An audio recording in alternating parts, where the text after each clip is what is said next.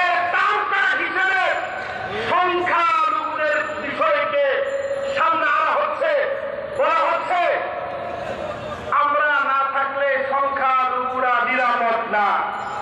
কিন্তু ইতিমধ্যে এ বিষয়ে দিবালোকের নয়, পরিষ্কার হয়ে গেছে তারা না থাকলে অন্যান্য ধর্মাবলম্বীরা আগের চাইতে আরো নিরাপত্তার সাথে এই দেশে বসবাস করতে পারে। কথা বলেন ঠিক কিনা? এই জন্য যারা সংখ্যালঘুদের দাম কাট নিয়ে জাতির মধ্যে বিভক্তি করা যায়, আমরা হেফাজতের প্রত্যেকটা কর্মীকে আমাদেরকে এই ব্যাপারে সজাগ থাকতে হবে।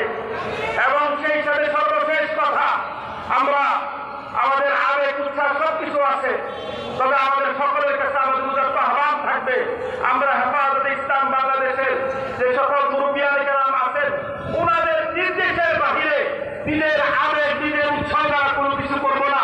আল্লাহ রাব্বুল আলামিন আমাদের এই সকল মুরব্বিয়ানে কেরামের নেতৃত্বে আগামী দিনের হেফাজতে ইসলাম বাংলাদেশের হাতকে শক্তিশালী করে আমাদের কার্যক্রমকে পরিচালনা করার তৌফিক দান করুন। আমিন। ওয়া আখিরু দাওয়ানা আলহামদুলিল্লাহি রাব্বিল আলামিন। সম্মানিত উপস্থিতি, আপনাদেরকে লক্ষ্য করে বলছি, যারা দাঁড়িয়ে আছেন অনুগ্রহপূর্বক বসুন, পিছনে যে যেখানে আছেন বসুন। এই বাম পাশে মিডিয়ার পিছন থেকে এই রাস্তার মধ্যে যারা দাঁড়িয়ে আছেন আপনারা পিছনে গিয়ে বসে পড়ুন। মধ্যে যারা দাঁড়িয়ে আছেন আপনারা নিচে নামে বসুন, নিচে নেমে বসুন, রাস্তার মধ্যে বসে পড়ুন। মিডিয়ার ভাইদের পিছনে থেকে বাম পাশের রাস্তা আপনারা বসে পড়ুন এবং সেখান থেকে সুন্দরভাবে দেখা যাবে। এখানে যারা আছেন পিছনে যান, পিছনে যান, পিছনে যান, পিছনে গিয়ে ওই রাস্তা বন্ধ করে বসে পড়ুন, বসে পড়ুন, বসে পড়ুন। পিছনে যারা আছেন আপনারা বসুন, এই পিছনে গিয়ে বসুন, এদিকে ঢিল করার প্রয়োজন নাই, পিছনে গিয়ে বসুন। বাম দিকে বসে পড়ুন, রাস্তায় অবস্থান নিন, বসে পড়ুন দাঁড়িয়ে না থাকে। এই মুহূর্তে বক্তব্য রাখবেন বিশিষ্ট ইসলামী আলোচক হযরত মাওলানা মুফতি নোমান কাসেমী। বক্তব্য রাখবেন মুফতি নোমান কাসেমী। আসসালামু আলাইকুম ওয়া রাহমাতুল্লাহ।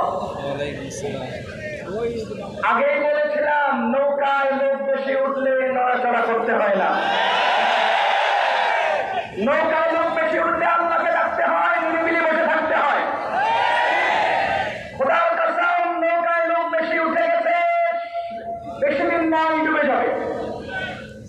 এই ডুবে যাওয়ার পেছনে মূল অবদানকার আমি দেশবাসীর কাছে, ছাত্র জনতার কাছে, সকল বাংলাদেশীদের কাছে উদাত্ত আহ্বান করব, ৭১ সালের স্বাধীনতার অবদান ভাগাভাগি হয়েছে, ২০২৪ সালের স্বাধীনতার অবদান ভাগাভাগি চলবে না, ভাগাভাগি চলবে না, সবাই করেছে, সবাই করেছে।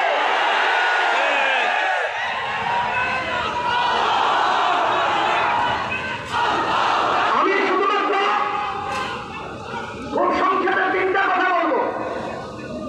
১ নম্বর, وقال فرعون ائتوني بكل ساحر عليم। ফেরাউন বলেছিল তোমাদের শিক্ষিত খেলোয়াড়দেরকে নিয়ে আসো, অথচ আওয়ামী লীগ সরকার সব অশিক্ষিত খেলোয়াড় দিয়ে খেলা শুরু করেছিল। ফেরাউনের সেই অশিক্ষিত খেলোয়াড়রা পারে, তোমরা অশিক্ষিত খেলোয়াড়রা পারবে কিভাবে?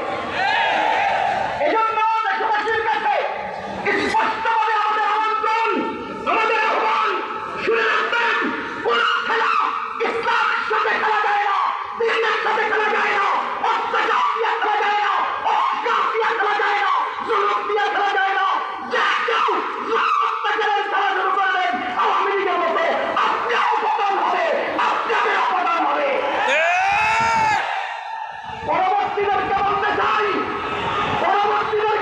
চাই, আমরা এক জালিম থেকে দেশকে স্বাধীন করে নতুন জালিমের হাতে দিতে চাই না, জালিম থেকে দেশ স্বাধীন করে নতুন জালিমের হাতে দিতে চাই না।